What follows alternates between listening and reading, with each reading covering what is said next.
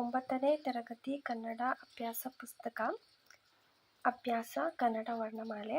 ಇಲ್ಲಿ ಎಲ್ಲ ಸ್ವರಾಕ್ಷರಗಳನ್ನು ಅನುಕ್ರಮವಾಗಿ ಬರೆಯಿರಿ ಹಾಗೂ ವ್ಯಂಜನಗಳು, ಹ್ರಸ್ವ ಸ್ವರಗಳು ಹಾಗೂ ದೀರ್ಘ ಸ್ವರಗಳು.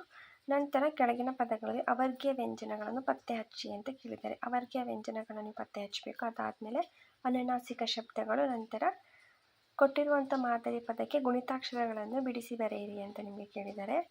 ನೆಕ್ಸ್ಟ್ ನಿಮಗೆ ಹೊಂದಿಸಿ ಬರೆಯಿರಿ ಪ್ರಶ್ನೆ ಇದೆ. ಹಾಗೆ ಗುಣಿತಾಕ್ಷರಗಳನ್ನು ಕೂಡಿಸಿ ಪದದ ಒಂದು ರಚನೆಯನ್ನು ಮಾಡಬೇಕು. ಅದಾದಮೇಲೆ ಲಾಸ್ಟ್ ನಿಮಗೆ ಅನುಸ್ವರ ಹಾಗೂ ವಿಸರ್ಗ ಸಹಿತ ಅಕ್ಷರಗಳನ್ನು ಆರಿಸಿ ಬರೆಯಿರಿ ಅಂತ ಕೊಟ್ಟಿದ್ದಾರೆ. ನೆಕ್ಸ್ಟ್ ಕೊಟ್ಟಿರೋ ಪದಗಳಲ್ಲಿ ಸಜಾತಿಯ ಹಾಗೂ ವಿಜಾತಿಯ ಒತ್ತಕ್ಷರಗಳನ್ನು ಆರಿಸಿ ಬರೆಯಿರಿ ಅಂತ ಕೇಳಿದ್ದಾರೆ. ಇಲ್ಲಿ ಸಜಾತಿಯ ಒತ್ತಕ್ಷರಗಳು ಹಾಗೂ ವಿಜಾತಿಯ ಒತ್ತಕ್ಷರಗಳನ್ನು ಆರಿಸಿ ಬರೀಬೇಕು. ಅದಾದಮೇಲೆ ಮಾದರಿಯಂತೆ ಸಂಬಂಧೀಕರಿಸಿ ಬರೆಯಿರಿ ಅಂತಲೂ ಕೂಡ ಕೇಳಿದ್ದಾರೆ. ನೆಕ್ಸ್ಟ್ ಕೊಟ್ಟಿರುವ ಅಕ್ಷರಗಳನ್ನು ಬಳಸಿ ಮಾದರಿಯಂತೆ ಪದಗಳನ್ನು ರಚಿಸಿ ಅಂತ ಕೇಳಿದ್ದಾರೆ. ಇಲ್ಲಿ ಮಾದರಿಯ ಪದಗಳನ್ನು ರಚಿಸಬೇಕಾಗುತ್ತೆ. ದಶ, ಛಲ, ದನ ಈ ಥರ ಪದಗಳನ್ನ ರಚಿಸಿ ನೀವು ಬರೀಬೇಕಾಗುತ್ತೆ. ಅದಾದಮೇಲೆ ನೆಕ್ಸ್ಟ್ ನಿಮಗೆ ಇಲ್ಲಿ ಘಟಕ ಪರೀಕ್ಷೆ ಅಂತ ಕೇಳಿದರೆ, ಈ ಒಂದು ಘಟಕ ಪರೀಕ್ಷೆಯಲ್ಲಿ ನಿಮಗೆ ಸರಿ ಉತ್ತರಗಳನ್ನು ಹೊಂದಿಸಿ ಬರೆಯಿರಿ ಅಂತ ಹೇಳಿದ್ದಾರೆ. ಅದಾದಮೇಲೆ ನೆಕ್ಸ್ಟ್ ನಿಮಗೆ ಇದರಲ್ಲಿ ಗುಣಿತಾಕ್ಷರಗಳನ್ನು ಬಿಡಿಸಿ ಬರೆಯಿರಿ ಅಂತಲೂ ಕೂಡ ಕೇಳಿದ್ದಾರೆ. ನೆಕ್ಸ್ಟ್ ನಿಮಗೆ ಇಲ್ಲಿ ಸಜಾತಿಯ ಮತ್ತು ವಿಜಾತಿಯ ಒತ್ತಕ್ಷರ ಉಳ್ಳ ಪದಗಳನ್ನು ವರ್ಗೀಕರಿಸಿ ಬರೆಯಿರಿ ಅಂತಲೂ ಕೇಳಿದ್ದಾರೆ. ಸಜಾತಿಯ ಒಂದು ಒತ್ತಕ್ಷರ ಪದ ಹಾಗೂ ವಿಜಾತಿಯ ಒತ್ತಕ್ಷರ ಪದಗಳು. ನಂತರ ನಿಮಗೆ ಆವರಣದಿಂದ ಸೂಕ್ತ ಪದವನ್ನು ಆರಿಸಿ ಬರೆಯಿರಿ ಅಂತ ಕೇಳಿದ್ದಾರೆ. 4 ಪ್ರಶ್ನೆಗಳನ್ನು ಕೊಟ್ಟಿದ್ದಾರೆ. ಮೊದಲನೇ ಪ್ರಶ್ನೆಗೆ ಉತ್ತರ 49 ಆಗುತ್ತೆ. ಎರಡನೇ ಪ್ರಶ್ನೆಗಳಿಗೆ ಉತ್ತರ ಗುಣಿತಾಕ್ಷರಗಳು ಆಗುತ್ತೆ. ಹಾಗೆ ಮೂರನೇ ಪ್ರಶ್ನೆಯ ಒಂದು ಉತ್ತರ ಬೆಟ್ಟ ಗುಡ್ಡ ಅಂತ ಆಗುತ್ತೆ. ವಿಸರ್ಗ ಸಹಿತ ಪದ ಅಂತ ಹೇಳಿದರೆ ಇದಕ್ಕೆ ಅಂತಃಪುರ ಅಂತ ಉತ್ತರ ಆಗುತ್ತೆ. 49 ಗುಣಿತಾಕ್ಷರಗಳು ಬೆಟ್ಟ ಗುಡ್ಡ ಹಾಗೂ ಅಂತಃಪುರ. ಇದು 6ನೇ ಒಂದು ಪುಟಕ್ಕೆ ಉತ್ತರ. ನೆಕ್ಸ್ಟ್ ನಿಮಗೆ 3ನೇ ಅಭ್ಯಾಸದಲ್ಲಿ ಕೊಟ್ಟಿರೋ ಪದಗಳನ್ನು ಬಿಡಿಸಿ ಸಂಧಿಯ ಹೆಸರನ್ನು ತಿಳಿಸಿ ಅಂತ ಹೇಳಿದ್ದಾರೆ. ಅದಾದಮೇಲೆ ಕೆಳಗಿನ ಪ್ರಶ್ನೆಗಳಿಗೆ ಉತ್ತರಿಸಿ ಅಂತ ಟೋಟಲ್ 6 ಪ್ರಶ್ನೆಗಳನ್ನು ನಿಮಗೆ ಇಲ್ಲಿ ಕೇಳಿದ್ದಾರೆ. ನೆಕ್ಸ್ಟ್ ನಿಮಗೆ ಇಲ್ಲಿ ಅಭ್ಯಾಸದಲ್ಲಿ ಕೊಟ್ಟಿರೋ ಕೆಳಗಿನ ಚಿತ್ರಗಳನ್ನು ಗಮನಿಸಿ ಈ ಚಿತ್ರದ ಬಗ್ಗೆ 8-10 ವಾಕ್ಯಗಳಲ್ಲಿ ಬರೆಯಿರಿ ಅಂತ ಇದೆ. ಚಿತ್ರದ ಆಧಾರದ ಮೇಲೆ ನಿಮಗೆ 8-10 ವಾಕ್ಯಗಳನ್ನು ಇಲ್ಲಿ ಕೊಟ್ಟಿದ್ದಾರೆ. ಒಂದು ರೈಲ್ವೆ ನಿಲ್ದಾಣ ಸುಂದರವಾದ ಚಿತ್ರ, ಹಾಗೆ ಹಳೆಯ ಒಂದು ಇಂಜಿನ್ ರೈಲು ನಿಂತಿದೆ, ಮಕ್ಕಳು ಸಾಲಾಗಿ ನಿಂತಿದ್ದಾರೆ, ಈ ಥರ ನೀವು ಬರೀಬೇಕಾಗುತ್ತೆ. ನಿಮಗೆ ಇಲ್ಲಿ ಸಂಭಾಷಣೆ, ಒಂದು ಬಸ್ಸಲ್ಲಿ ಕಂಡಕ್ಟರ್ ಟಿಕೆಟ್ ಅಂದರೆ ನಿರ್ವಾಹಕ ಟಿಕೆಟ್ ಎಲ್ಲಿಗೆ ಹೋಗಬೇಕು ಅಂತ ಅವರ ಜೊತೆ ಹಾಗೂ ಪ್ರಯಾಣಿಕರ ಜೊತೆ ಯಾವ ಥರ ಅವರು ಮಾತಾಡ್ತಾರೆ, ಕಮ್ಯುನಿಕೇಟ್ ಮಾಡ್ತಾರೆ. ಈ ಒಂದು ಸಂಭಾಷಣೆನ ಒಂದು ಕಾನ್ವರ್ಸೇಷನ್ನ ನೀವಲ್ಲಿ ಬರೀಬೇಕಾಗುತ್ತೆ. ನಿರ್ವಾಹಕ ಹಾಗೂ ಪ್ರಯಾಣಿಕ. ಇದು ಪೇಜ್ ನಂಬರ್ 9ಗೆ ಒಂದು ಉತ್ತರ. ನೆಕ್ಸ್ಟ್ ನಿಮಗೆ ಇಲ್ಲಿ ಕೆಳಕಂಡ ಕಥಾಭಾಗವನ್ನು ಓದಿ ಸೂಕ್ತವಾದ ಲೇಖನ ಚಿಹ್ನೆಗಳನ್ನು ಹಾಕಿ ಅಂತ ಕೇಳಿದರೆ, ಈ ಒಂದು ಕಥಾಭಾಗದಲ್ಲಿ ಸೂಕ್ತವಾದ ಲೇಖನ ಚಿಹ್ನೆಗಳು ಒಂದು ಪೂರ್ಣ ವಿರಾಮ ಇದೆ.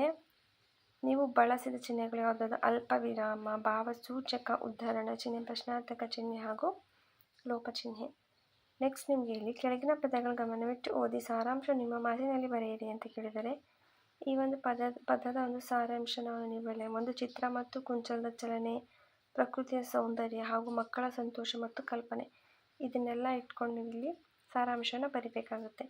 ನೆಕ್ಸ್ಟ್ ಅಭ್ಯಾಸ 4 ನಾಮಪದಗಳು, ನಾಮ ಪ್ರಕೃತಿ, ವಸ್ತುವಾಚಕ, ಗುಣವಾಚಕ, ಲಿಂಗಗಳು ಹಾಗೂ ವಿಭಕ್ತಿ ಪ್ರತ್ಯಯಗಳು ಹಾಗೂ ಸರ್ವನಾಮಗಳು. ಇಲ್ಲಿ ನಿಮಗೆ ಮಾದರಿಯಂತೆ ವಿಭಕ್ತಿ ಪ್ರತ್ಯಯಗಳನ್ನ ಕೊಟ್ಟಿದ್ದಾರೆ. ವಿಭಕ್ತಿ ಪ್ರತ್ಯಯ ಅಂದರೆ ಒಂದು ನಾಮ ಪ್ರಕೃತಿ ಪ್ರತ್ಯಯದಲ್ಲಿ ಉ, ಅನ್ನು, ಇಂದ, ಗೆ. ನೆಕ್ಸ್ಟ್ ಒಂದು ನಾಮಪದ ಹಾಗೂ ವಿಭಕ್ತಿಗಳು ಯಾವುದ್ಯಾವುದು ಅಂತ ಇಲ್ಲಿ ಮೆನ್ಷನ್ ಮಾಡಬೇಕಾಗುತ್ತೆ.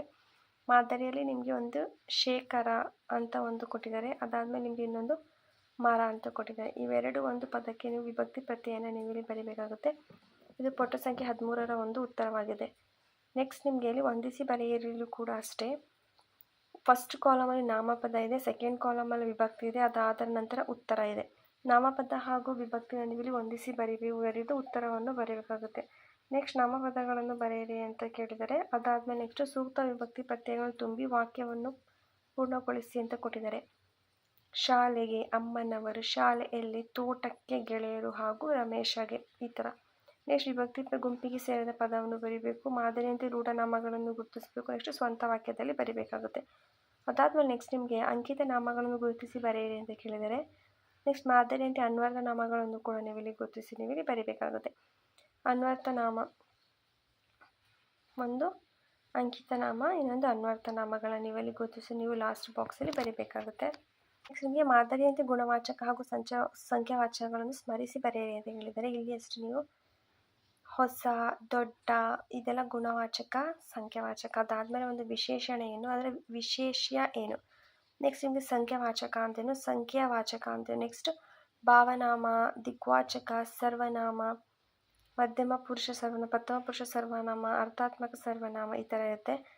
ಅದಾದಮೇಲೆ ನಿಮಗೆ ಮಾದರಿಯಂತೆ ಬಿಟ್ಟಿರೋ ಸ್ಥಳಗಳಲ್ಲಿ ಪ್ರಶ್ನಾರ್ಥಕ ಸರ್ವನಾಮ ಪದಗಳನ್ನು ಬರೆಯಿರಿ ಅಂತ ಕೊಟ್ಟಿದ್ದಾರೆ. ನೆಕ್ಸ್ಟ್ ನಿಮಗೆ ಮಾದರಿಯಲ್ಲಿ ಸೂಚಿಸಿರುವಂಥ ಪುರುಷಾತ್ಮಕ ಸರ್ವನಾಮಗಳನ್ನು ಬರೆಯಿರಿ ಅಂತಲೂ ಕೂಡ ನಿಮಗೆ ಇಲ್ಲಿ ಕೇಳಿದ್ದಾರೆ.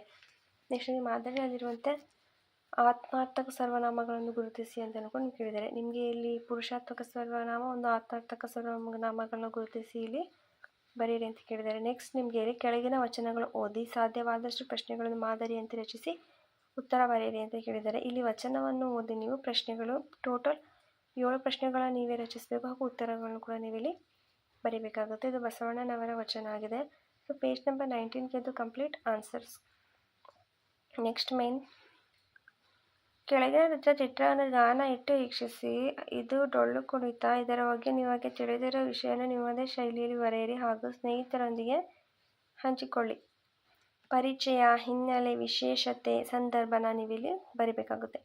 ಅದಾದಮೇಲೆ ನಿಮಗೆ ನಾಮ ಪ್ರಕೃತಿಗಳ ಆಧಾರವಾಗಿ ಇಟ್ಟುಕೊಂಡು ಗುಂಪಿಗೆ ಸೇರದ ಪದವನ್ನು ಮಾದರಿಯಂತೆ ಆರಿಸಿ ಬರೆಯಿರಿ ಅಂತ ಕೇಳಿದರೆ. ನೆಕ್ಸ್ಟ್ ಘಟಕ ಪರೀಕ್ಷೆ 2 ಒಂದು ಉತ್ತರ. ಅದಾದಮೇಲೆ ನಿಮಗೆ ವಾಕ್ಯಗಳು ಯಾವ ಕಾಲದಲ್ಲಿ ಇದೆ ಎಂಬುದನ್ನು ಗುರುತಿಸಿ ಬರೆಯಿರಿ. ನೆಕ್ಸ್ಟ್ ನಿಮಗೆ ಕೆಳಗಿನ ವಾಕ್ಯಗಳಲ್ಲಿರುವ ಕ್ರಿಯಾಪದಗಳನ್ನು ಗುರುತಿಸಿ ಬರೆಯಿರಿ. ನೆಕ್ಸ್ಟ್ ಮಾದರಿಯಂತೆ ಕ್ರಿಯಾಪದ ಧಾತುವನ್ನು ಗುರುತಿಸಿ ಬರೆಯಿರಿ. ನೆಕ್ಸ್ಟ್ ಅಕರ್ಮಕ ಧಾತು, ಸಕರ್ಮಕ ಧಾತುವನ್ನು ಗುರುತಿಸಿ ಕೂಡ ಬರೀಬೇಕಾಗುತ್ತೆ. ನಂತರ ವಿದ್ಯಾರ್ಥಕ, ಸಂಭಾವನಾತ್ಮಕ ಹಾಗೂ ನಿಷೇಧಾತ್ಮಕ ಕ್ರಿಯಾಪದಗಳನ್ನು ಗುರುತಿಸಿ ಬರೀಬೇಕಾಗುತ್ತೆ. ನೆಕ್ಸ್ಟ್ ಕ್ರಿಯಾಪದ ಹಾಗೂ ಕಾಲಗಳನ್ನು ಕೂಡ ಇಲ್ಲಿ ಕ್ರಿಯಾರೂಪಗಳು, ಕ್ರಿಯಾಪದಗಳನ್ನು ಕೂಡ ಬರೀಬೇಕು. ನೆಕ್ಸ್ಟ್ ಕರ್ತರಿ, ಕರ್ಮಣಿ ಪ್ರಯೋಗದ ವಾಕ್ಯಗಳನ್ನಾಗಿ ಪರಿವರ್ತಿಸಿ ಬರೆಯಿರಿ. ನೆಕ್ಸ್ಟ್ ತತ್ಸಮ, ತದ್ಭವ ಪದಗಳನ್ನು ಕೂಡ ನೀವಿಲ್ಲಿ ಬರೀಬೇಕಾಗುತ್ತೆ. ಅದಾದಮೇಲೆ ನಿಮಗೆ ಕೆಳಗಿನ ಗದ್ಯ ಭಾಗ ಅರ್ಥೈಸಿಕೊಳ್ಳು ಅರ್ಥಪೂರ್ಣ ಪ್ರಶ್ನೆಗಳನ್ನು ರಚಿಸಿ ಅಂತ ಕೇಳಿದರೆ ಭಗೀರಥ ಅಂತ ಇದ್ರ ಮೇಲೆ ನೀವು ಪ್ರಶ್ನೆಗಳನ್ನು ನೀವಿಲ್ಲಿ ರಚಿಸಬೇಕಾಗುತ್ತೆ. ನೆಕ್ಸ್ಟ್ ನಿಮಗೆ ಘಟಕ ಪರೀಕ್ಷೆ 3ರಲ್ಲಿ ಕಾಲಗಳು, ಕ್ರಿಯಾಪದ ಬಳಸಿಕೊ ಸ್ವಂತ ವಾಕ್ಯ ಹೊಂದಿಸಿ ಬರೆಯಿರಿ. ನೆಕ್ಸ್ಟ್ ಇಲ್ಲಿ ಅಭ್ಯಾಸ 8 ಈ ಒಂದು ಅಭ್ಯಾಸದಲ್ಲಿ ನಿಮಗೆ ಕಂಸಾಳೆಯನ್ನು ಕೊಟ್ಟಿದ್ದಾರೆ. ಹಾಗೆ ಡೊಳ್ಳು ಕುಣಿತದ ಬಗ್ಗೆ ನೀವು ಬರೀಬೇಕಾಗುತ್ತೆ. ನೆಕ್ಸ್ಟ್ ನಿಮಗೆ ಯಕ್ಷಗಾನದ ಬಗ್ಗೆ ನೀವು ಇಲ್ಲಿ ಸೆಂಟೆನ್ಸ್ ಮಾಡಬೇಕು. ನೆಕ್ಸ್ಟ್ ಭರತನಾಟ್ಯದ ಬಗ್ಗೆ ಸೆಂಟೆನ್ಸ್ನ ಕೂಡ ನೀವು ಬರೀಬೇಕಾಗುತ್ತೆ. ಅದಾದಮೇಲೆ ಎಚ್ಚರಿಕೆ, ಪ್ರಾಣಿಗಳನ್ನು ಹಿಂಸಿಸಬಾರದು. ನೆಕ್ಸ್ಟ್ ಹಳೆಗನ್ನಡ ಪದಗಳಿಗೆ ಹೊಸಗನ್ನಡ ಪದಗಳನ್ನು ಕೂಡ ನೀವು ಇಲ್ಲಿ ಬರೀಬೇಕಾಗುತ್ತೆ. ಅದಾದಮೇಲೆ ನೆಕ್ಸ್ಟ್ ಕೆಳಗಿನ ಸಮಾನಾರ್ಥಕ ಪದಗಳನ್ನು ಬರೆಯಿರಿ ಅಂತ ಕೂಡ ಕೇಳಿದ್ದಾರೆ. ಸಮಾನಾರ್ಥಕ ಪದನ ಬರೀಬೇಕು. ನಂತರ ವಿರುದ್ಧಾರ್ಥಕ ಪದಗಳನ್ನು ಕೇಳಿದರೆ ವಿರುದ್ಧಾರ್ಥಕ ಪದಗಳನ್ನು ಕೂಡ ನೀವು ಇಲ್ಲಿ ಬರೀಬೇಕಾಗುತ್ತೆ. ಅದರ ಗ್ರಾಂಥಿಕ ರೂಪದಲ್ಲಿ ಬರೆಯಬೇಕಾಗಿರೋದು ಕೂಡ ಇದೆ. ಗ್ರಾಮ್ಯ ಪದಗಳನ್ನು ಬರೆಯಿರಿ. ನೆಕ್ಸ್ಟ್ ಜೋಡಿ ನುಡಿಯನ್ನು ಅಥವಾ ದುರುಕ್ತಿಗಳನ್ನು ಗುರುತಿಸಿ ಜೋಡಿಸಿ ಬರೆಯಿರಿ ಅಂತ ಕೇಳಿದ್ದಾರೆ. ನೆಕ್ಸ್ಟ್ ವಾಕ್ಯಗಳ ದುರುಕ್ತಿಗಳನ್ನು ಗುರುತಿಸಿ ಅಡಿಗೇರಿ ಹಾಕಿ ಬರೆಯಿರಿ ಅಂತಲೂ ಕೂಡ ಕೇಳಿದ್ದಾರೆ. ನೆಕ್ಸ್ಟ್ ಜೋಡಿ ನುಡಿಗಳನ್ನು ಹೆಕ್ಕಿ ಹೊಂದಿಸಿ ಬರೆಯಿರಿ ಅಂತಲೂ ಕೂಡ. ನೆಕ್ಸ್ಟ್ ಸರ್ವಜ್ಞ ವಚನವು ಚುಟುಕುಗಳ ಸಾರಾಂಶವನ್ನು ಬರೆಯಿರಿ. ಮಾದರಿಯಂತೆ ನುಡಿಗಟ್ಟು ಪತ್ತನ್ನು ಬರೆಯಿರಿ. ನೆಕ್ಸ್ಟ್ ಕೊಟ್ಟಿರೋ ಜಾಗದಲ್ಲಿ ಬಿಟ್ಟ ಸ್ಥಳಗಳನ್ನು ತುಂಬಿರಿ ಹಾಗೂ ಸಾಮಾನ್ಯ ವಾಕ್ಯ, ಸಂಯೋಜಿತ ವಾಕ್ಯ ಯಾವುದು ಅಂತ ಮೆನ್ಷನ್ ಮಾಡಿ 3ನೇ ಪದವನ್ನು ವಿಗ್ರಹಿಸಿ ಸಮಾಸವನ್ನು ಬರೆಯಿರಿ. ಹಾಗೆ ಗಾದೆಗಳ ಹೆಸರುಗಳನ್ನು ಬರೀಬೇಕು. ನೆಕ್ಸ್ಟ್ ಅಭ್ಯಾಸದಲ್ಲಿ ನಿಮಗೆ ಪತ್ರ ಲೇಖನ, ಪ್ರಬಂಧ, ಸಂಭಾಷಣೆಗಳು ಈ ಥರ ಎಲ್ಲ ನೀವು ಮತ್ತು ಮಾದರಿ ವ್ಯಾವಹಾರಿಕ ಪತ್ರಗಳು. ಅದಾದ ನಂತರ ವಾಕ್ಯಗಳನ್ನು ಸರಿಯಾದ ಕ್ರಮದಲ್ಲಿ ನೀವು ಇಲ್ಲಿ ಜೋಡಿಸಿ ಸ್ಟೋರಿನ ಬರೀಬೇಕಾಗುತ್ತೆ.